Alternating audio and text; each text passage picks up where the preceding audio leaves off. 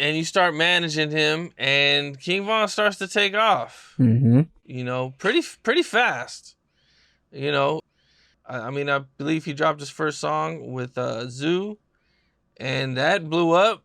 You know, did over 1 million views, and then he dropped his second song with Mimo, that blew up. You know, and he just kind of just, you know, really just took off really fast, man. You know, what were you thinking, and you know, what was your involvement in everything when everything was going down?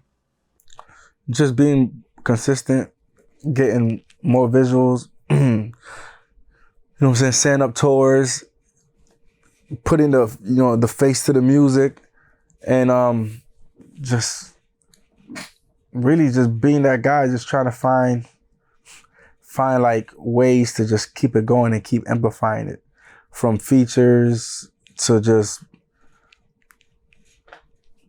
really just traveling and just different sceneries, just trying to like grow it past the Chicago scene. Grow past the drill scene. Right. Well, to a bigger because audience. drill kind of was taking off past Chicago. So I would say just try to take it from regions to region, you know what I'm saying? Touch each market and stuff like that. Okay.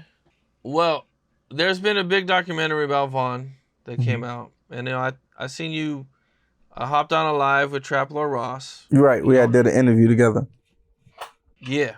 How'd you feel when you before you even seen it, you know, how'd you feel when you seen the title, Rap's First Serial Killer? I mean, at this point of my career, I've seen a lot of titles. I see a lot of clickbait. I see a lot of people with opinions. So I'm not really shocked or taken back by it.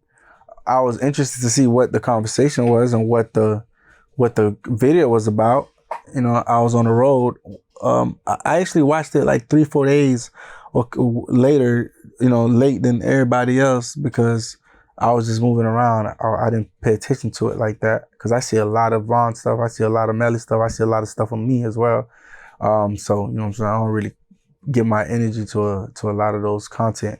But after I watched it, the first thing I was like, yo, like this was like very put together. This seemed like it took time. Like, who is this guy, first of all? I was familiar with some content, but I didn't really put the face together.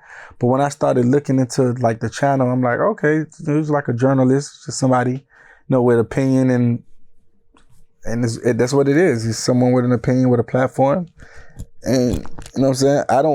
I don't find it to be true. Like, I don't see Vaughn as a rap serial killer. I see Vaughn as a rap phenomenon, you know what I'm saying? Like a rap, you know, like a GOAT, like that he is a musical genius. So I wouldn't categorize him as an animal or as a, you know, as something as inhuman as a serial killer. I'd rather put him in that stature as a, you know, legendary storytelling artist, somebody that made a lot of impact fast in the culture, changed a lot of narratives, and, you know, supported his neighborhood, his family. So I don't take it no way. Were you around when he was first arrested with Dirk? Yeah. Well, what was that like? You mean like after he got the bond? Yeah, you know. Yeah, after he got the bond, we just really just in the house. We did a lot of studio sessions in the house, stuff like that. And I would situate travel for him, and, you know, connect with his lawyer, and then connect with the movement, you know, with the PO and stuff like that.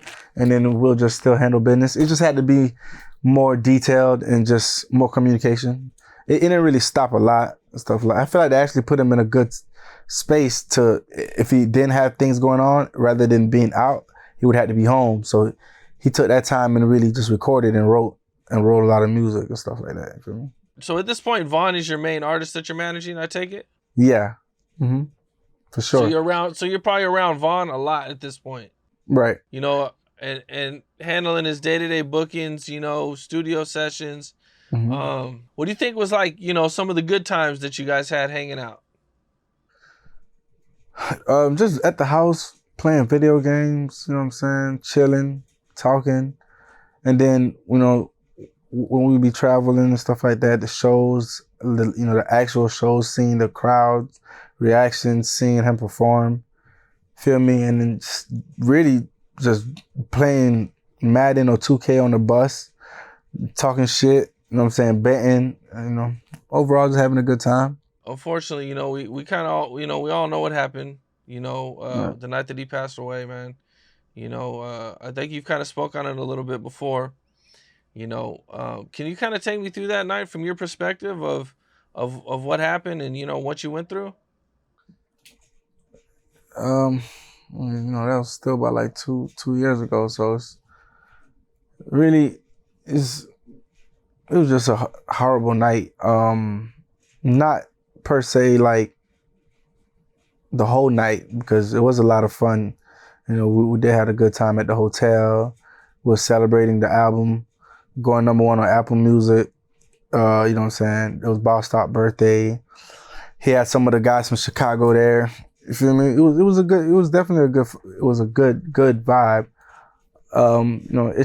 We went to different spots, like we went to a hookah lounge, we went to different spots in between the show, but after the show, when we went to the after hour spot, from there, it was just kind of just went downhill. You know what happened from I the guess you kind of situation. denied the initial offering for one of the shows for one of the appearances.